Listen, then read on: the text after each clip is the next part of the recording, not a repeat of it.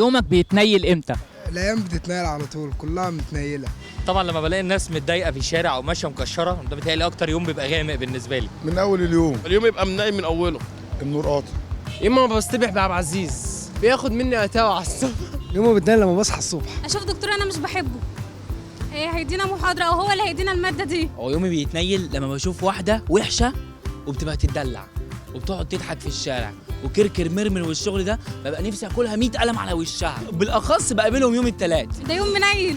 الخميس يبقى يوم منيل على مصر كلها بقى عشان لما اليوم يبقى منيل بالنسبه لي لما انا بركب الفيسبا بتبقى معطلانه. ولما باجي يبقى عندي وانا راجع من المدرسه يبقى عندي واجبات كتير. مفيش اي حاجه جديده، البلد هي خربانه. يومي بيبقى منيل لما الزمالك بيخسر. هو مش منيل خالص، بس المؤسسات الحكوميه هي اللي منيله، يقعدوا يتنكوا عليك يتكبروا عليك. ابقى نفسي اقول له افرد وشك شويه.